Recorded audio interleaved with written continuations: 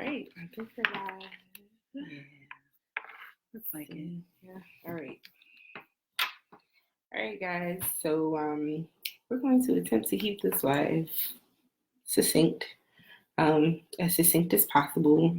We'll give it like 1 minute to see if anybody wants to join us. So this is meant to be, even though I'll be asking my sis Rana some questions. If you have any questions or if you have anything to contribute to the conversation, please do put it in the comments. We can see them as we are going through it. And if you have any questions for Rana, also put them in the comment section.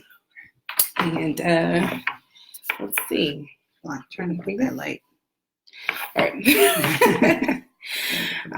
So I am privileged and honored to be able to have this opportunity to chat with my sis, Rana. We've known each other,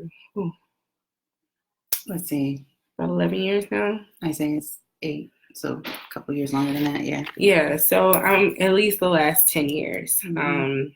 Her and her husband and her children joined our congregation, and she's been such a blessing in my life. And whenever I'm having my moments where I'm just like, forget all of this, she's definitely one of the people that I know I can talk to, and I trust her voice, and I trust what she has to say, and I trust that she loves me.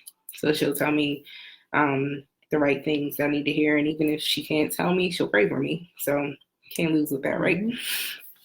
So we're gonna start off. Rana, can you just tell us a little bit about your background, your life as a PK, what that was like for you? Life as a PK. Okay. First, I just want to say thank you, Ashley, for inviting me to do this little chat. And hello to everybody out there listening. Thank you for joining us too. Life as a PK. Okay, a little bit about my background. I tell people you can't tell my family history without talking about church. Mine too. Like, literally, yeah. It's deep. So I was born and raised in Kokomo, Indiana, and I was raised in a church called Grace Memorial Church of God in Christ, which was founded by my great-grandparents on both my maternal and paternal sides of the family. So it's like deep. It's like 3 generations. Yeah, deep for y'all. Deep. So people who started the church were from both sides of the family. Yeah. So that thing was real heavy. So my great-grandmother on my great-grandmother, my mom's side, I knew her. She was born in 1900. Her aunt was Mother Nancy Gamble, who was one of the founders, the original pioneers in the Church of God in Christ. And so that's kind of like where that side of it started, right? And they came up from Arkansas, and they were planting churches all over the country in the early 1900s. And eventually, Mother Gamble would go from place to place, and they would dig out churches, plant churches, right? So she would go, and my great uncle would accompany her as a driver. And he was a young man, and they started churches all over the country, like I said, but eventually they made it to Kokomo, Indiana, which is where I was born eventually. And when they settled there, they knew Mother Gamble actually also sent for help. So she called another family, which is my dad's family. Wow. Who at the time were my great-grandfather Herman Beard was pastoring in Illinois. And I think it was a town called Mounds. And so they came, and everybody lived together. They took over this fish market. I've heard so many stories about this old fish market in Kokomo, Indiana, where the families actually slept together on the benches. They scrubbed it clean. Well, it continuously smelled like old fish. Right. Clean as it could be. Clean as it could be, yeah. Right. So these are the early founding days of Grace Memorial Church of God in Christ, which I believe was that original storefront was established in the early 1930s. So we're on the heels of the Great Depression. You have Black folks coming together to build together, and so they lived there. My grandfather told me stories of, because I think he was about 13 at the time. Mm-hmm.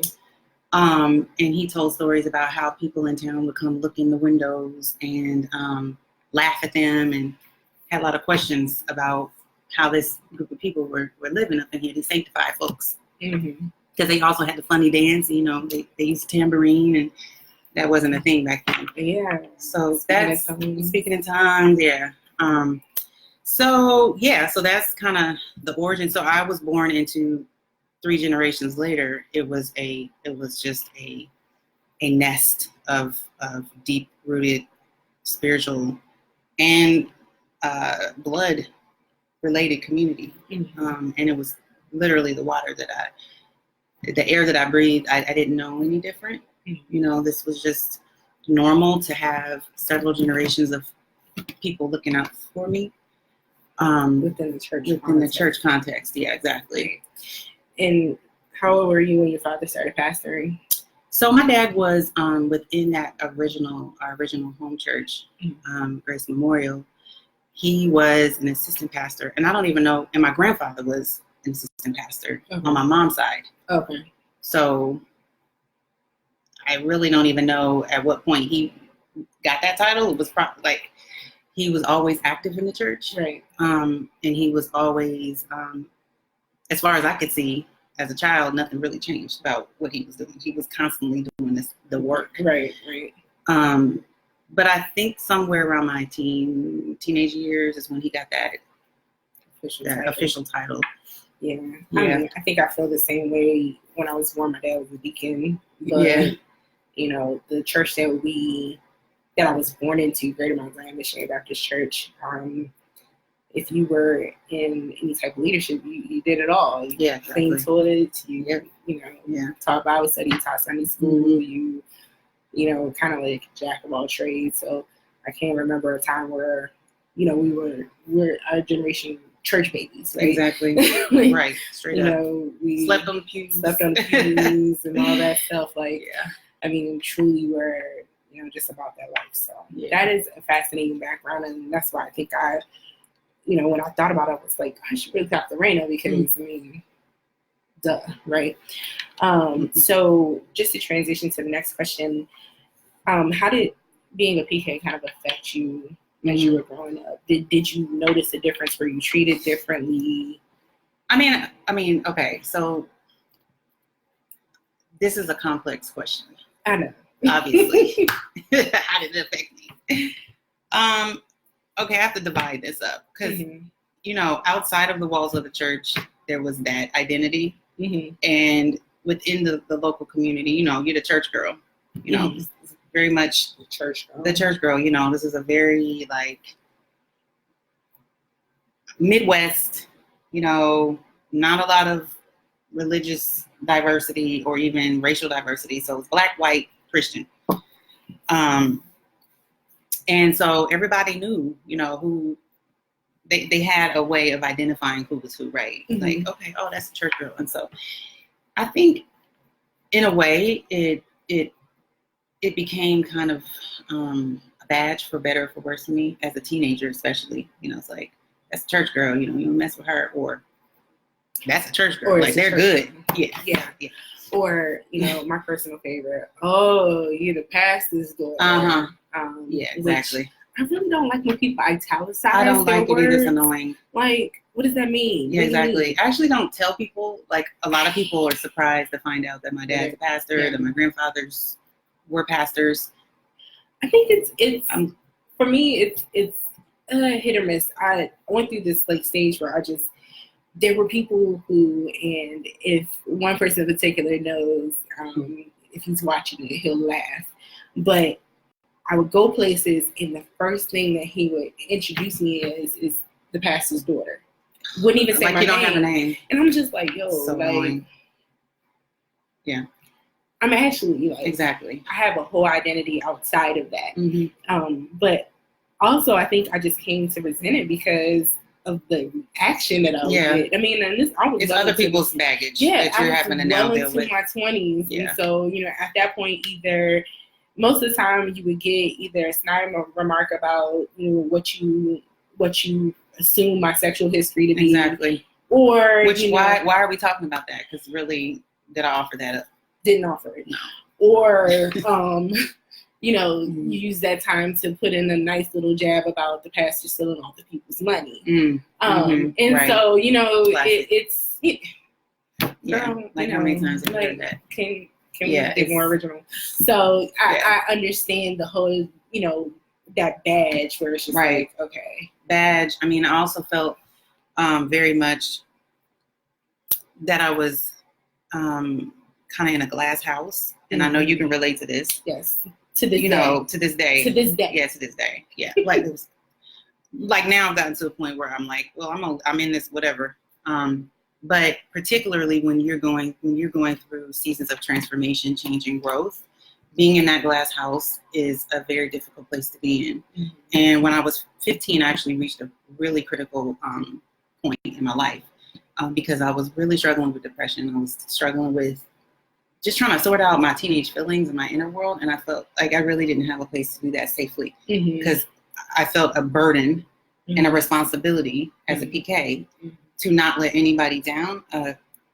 Insane amount of perfectionism, that and pressure that I had put on myself. And that was really put on me too, to be honest. I knew that at being who I was meant that I was representing not just myself, but my parents, my grandparents, and everybody who came before me. Listen, your great-grandmother, mother, her too. Yes, she had like several nervous breakdowns on the way to starting churches. Yes, so it's very much a thing. Yeah. And it's funny hearing you say that, identifying with that as you were growing up, and me still being in ministry with my parents. Oh yeah.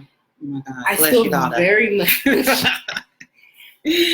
very much still identify with that because it's like, you don't want to, like say you don't want to let, the people down. You're very aware that wherever you go, whatever you're doing, you're not just representing yourself. Exactly. You're still at 32 years old representing your parents. Yes, you are. You're still, a representative. Your life is a walking billboard. Yes, basically, you're a representative for me. I'm a representative of Macedonia Baptist Church. I'm a representative of Garfield and Maryland. Like, and almost to a certain extent, a representative of those things first before a representative of Ashley. Yeah. And so I find myself having to think about things just from like this super wide world view of like, okay, how is this going to affect this? How is this going to affect that? And then once I get through all of that, okay, how is this going to affect me? Right. And I had to do a lot of unlearning of that. And I'm be honest, like I still have some unlearning to do. I think that it's easier for PKs who, once they grow up, go away. Absolutely. That they don't necessarily have to. I look at, and this is no shade to my brother Brandon, but I look at Brandon, who, most people know that Brandon is not a member of Macedonia. He still comes and plays for us certain Sundays, but he's not a member of Macedonia. And when he first left, I wasn't mad at him on a certain level for that decision, because he made a decision that I wish I had the courage to kind of do, but I also didn't feel strongly enough that like I was felt led away, so I was just like, I'll stay. But then I was mad at him because I was like, now this burden kind of falls. Now you're by yourself on it, or by yourself. And Greg was there, but Greg didn't grow up with us. So it was different. It was different, and his vantage point was different because people knew he wasn't, our blood brother, though he's my brother. So the way that he got treated was even different from my experience, and it was, interesting to see the three of us, really kind of navigate three separate experiences as PKs. So I totally, that resonates with me very much. It's a real thing. I mean, and I think the getting away part, I think not the PK pressure. led to me wanting to really, I needed to get away to kind of sort out what Raina was feeling, who Raina was, really, my identity. Right. And thank God for amazing parents, because the positive side to all this is that I have very spiritually discerning parents who, even though they were dealing with the church world, they also were tuned in enough with me to know, like, when I asked them, can I leave when I was 15? Can I go to South America? They say yes. And they made the sacrifice for me to be able to go. And that was a formative, very pivotal experience.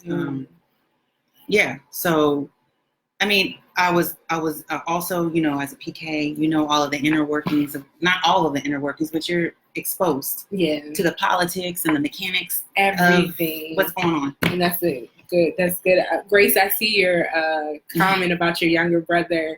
And so, yes, connection there for sure. You know, the siblings who stay, definitely sometimes kind of have that, what I call the elder brother syndrome. And a lot of times it is the older PKs that tend to stay, and the younger siblings who, you know, find that freedom to go off and do as they feel led to do. Yeah, I do have two older sisters. I mean, I have one who thinks she's older, but I have an older sister, older sister and a younger sister who both stayed. Right. So you have like that. Yeah. You know, you kind of sandwiched in between. Exactly. But, you know, a lot of times, especially the older sibling has this thing about, like, feeling responsible for helping and things like that. It can be very difficult to really know how to navigate that. So I think one of the things that you said that really kind of resonates with me is your parents being able to really be in tune with what you needed, even if that meant some of their discomfort a little bit. Well, I think to be honest, I think my presence was making them uncomfortable.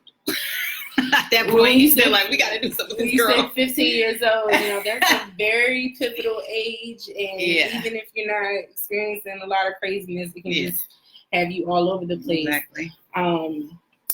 But parents are big part of the PK experience. I think that if you have parents that are, you know, I think when Raina and I talk often about the similarities between our parents. Her parents have come to visit our church several times over the years, and they do operate similarly, but it can be difficult. So when my my dad became a pastor when I was 15 years old, I was not happy about that. I did not want to leave our former church, the Sanctuary at Kingdom Square. All my friends were there.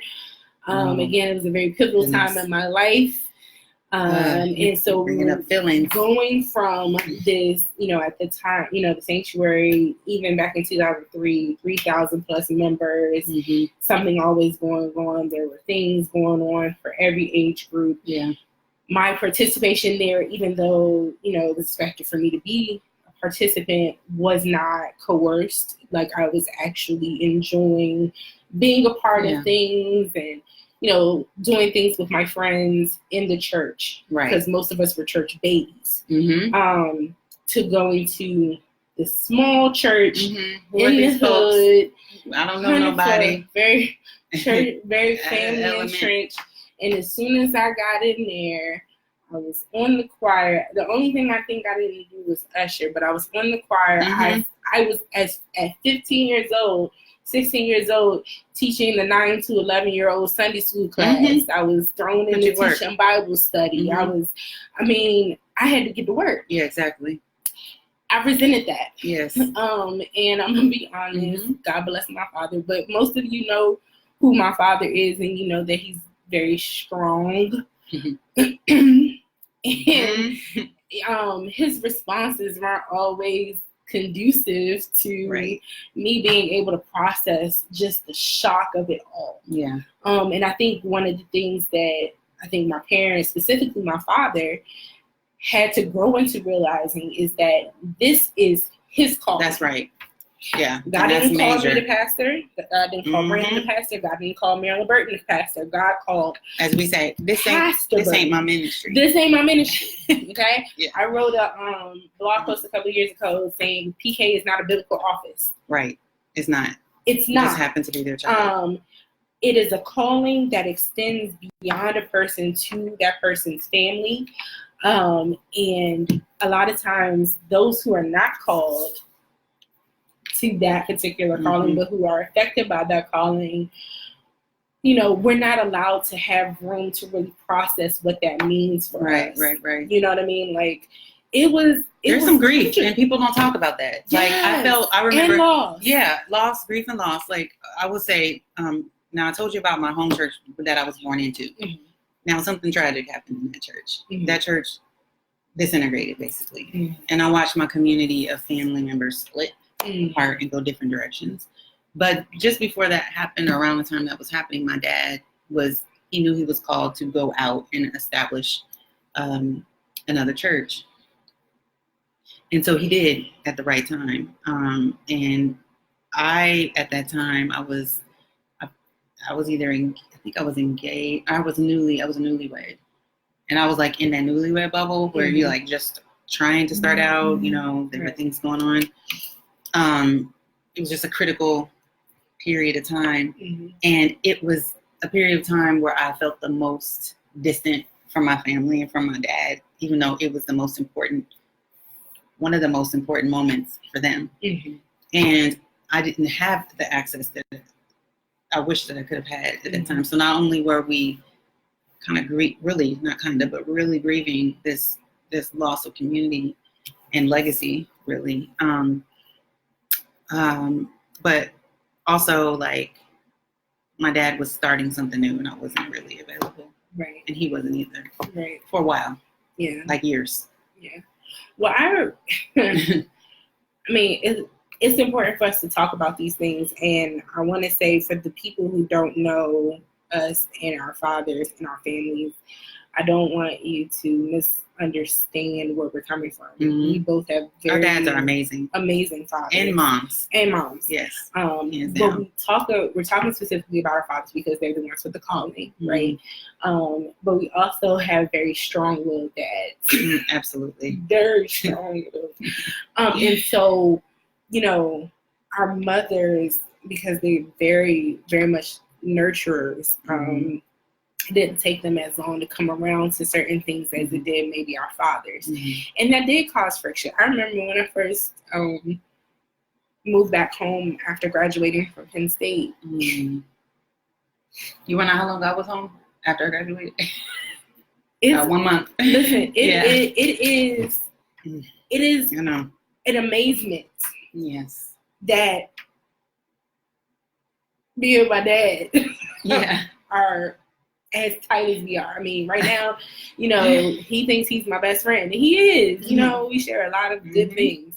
But that summer was horrible. Yeah. And you know, a lot of it came from, you know, I just newly graduated from college, and more than ever, I think I was feeling like I really needed to establish my identity. Yes. Right. Outside of, you know, being Burton's daughter. Exactly. Or, you know, being Ashley the PK or whatever. And it was like the more I wanted to establish that identity, the more he was just like, yeah. And you want to know what I did when I felt that from my dad? Because after I graduated, I came home, like I said, I was home for about a total of a month. But I had like some internships and stuff that I was working on, lining up in Atlanta. And I just remember my dad being like, don't you want to stay a little bit longer? And me being like, no. Sorry. I got to go, Daddy. Well, speaking of Atlanta, you couldn't tell me I wasn't going to move to Atlanta. I had started dating a young man and he had moved to Atlanta. Maybe like Atlanta. Maybe like a year or two after I graduated from undergrad. And I was looking for an outlet. I was looking for an escape. And the funny thing is, he's a pastor's child. I mean, twice. Both of his parents are pastors. So I think we connected I'm because just gonna keep my lips he understood. sealed right You there. know, we thank God. When the PKs get together, we thank God. Bless the Lord. We thank God for deliverance. We thank God. And he's not a bad person. So I don't want anybody that knows him to think he's great. God bless him. But we're not meant to be. Yes. I hear you. But that's a thing, right? It's called trauma bonding, right? Yeah. Where people will think that they are good for each other because they literally bond off of negative experiences that they share. It's an actual psychological term. And we do it more often in our interpersonal relationships than we think that we do, which is why we want to highlight that, there are some really crazy things that PKs share in common, but there are some really good lessons that we've learned. And I think I'm gonna have to turn this into a part 2 because I don't want to go too long, but I do want us to kind of highlight some of like the good things that we learned from our experience, because I think on the part 2 we can maybe get a little bit more into like boundaries and really kind of how did you learn to or get comfortable with trying to, get to a point where you could discover Raina's purpose and what Raina's direction in life is outside of everything good right else. there. Yeah, that was major. But I think for me, one of the great things about being a PK that I picked up is I don't need a lot of preparation to get things done. So I shared earlier in this. You stay ready, in other words. You have to stay ready. Any given Sunday at Macedonia Baptist Church in 26, you don't know what Stanton Road, the task will be. Washington, D.C. Y'all know that Garfield Burton will say, hey, Ashley, come do this. And you have to stay ready. That's right. And if believe it or not, I'm not even called on to do as much as I used to be called on to do. But I think with that has come, establishing some boundaries. Right. But, if something needs to get done, you just get in there and do it. Exactly. You feel the feelings.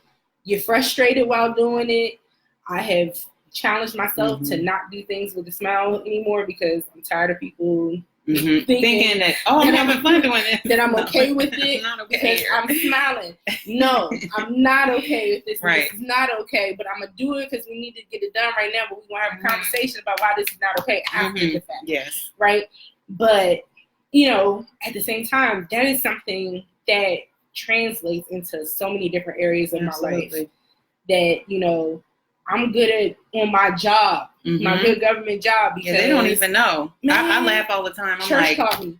Listen, I mean, I can't tell you how many times I've been in front of foreign dignitaries and had to like give an impromptu speech in another language even. And I'm like, I mean, this is hard, but it's not that hard. It's not that hard. Yeah, because I've been put on the spot now through the years many times. It can be hard to stand in front of a congregation. PK training 101. That's it. That's exactly what it is.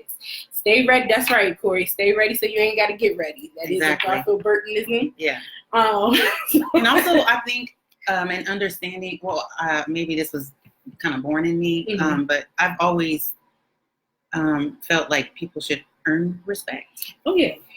And I think it became even more pronounced because of my experience as a PK. This sense of like, everybody needs to have humility. And you are a person to be honored as a human being, just like I am. And I think that translates into everything that I do and the people that I interact with. Because people feel that genuine connection. Like, I'm not into you because of whatever your title is. I really don't care. Right. Just an ability. Now, it can go the opposite direction with some PKs. But for me, and probably because, I'm not going to say probably, because of the person that my father is, Pastor Harry Beard, I didn't mention his name earlier, because that's the spirit that he operates in, that's really, and my mother is the same way. That's just what it is, right? Right. And I think one of the major things to remember when we talk about the PK experience, just like any experience, there are commonalities, but there's a uniqueness to each person's story.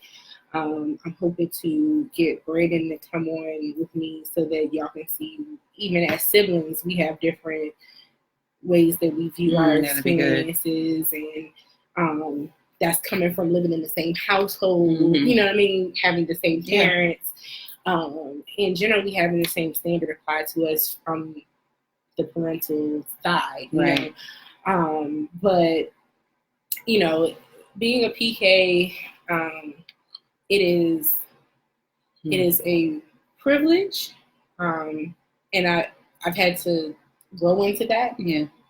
Because there was a time where I was just like, no, this is not, no, it's not a privilege, but it is a burden. Yeah, it is, and it's a blessed burden. I think that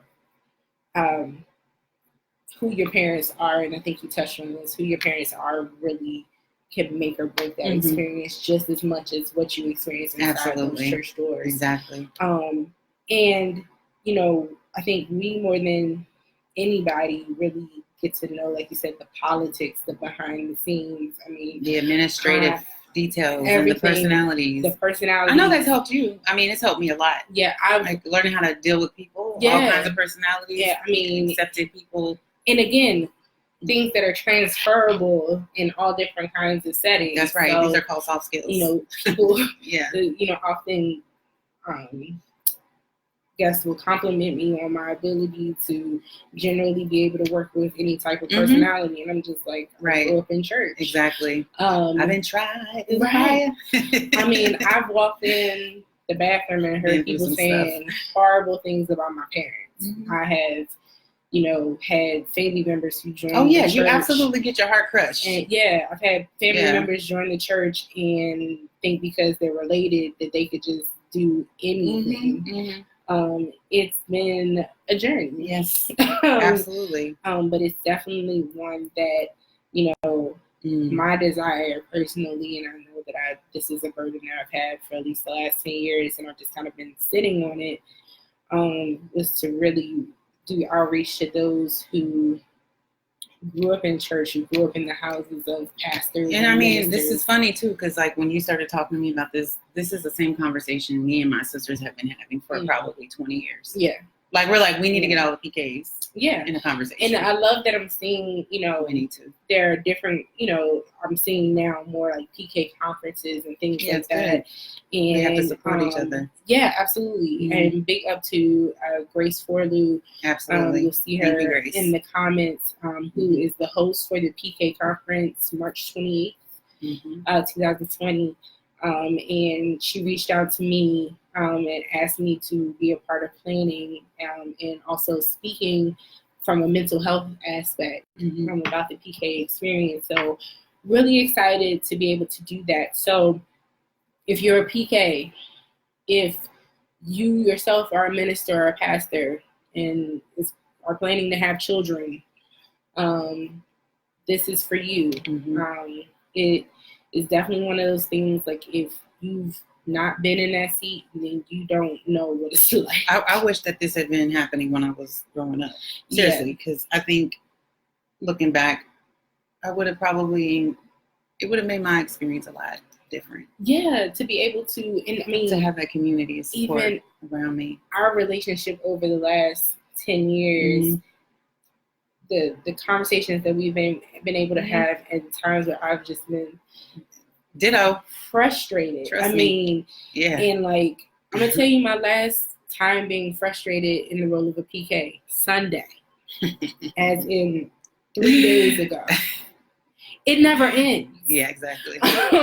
For people who, you know, are still in there. I know a lot of PKs, as soon as they can run, they are out of there. Yep. I do not blame you. This is not me saying, you know, I really understand it.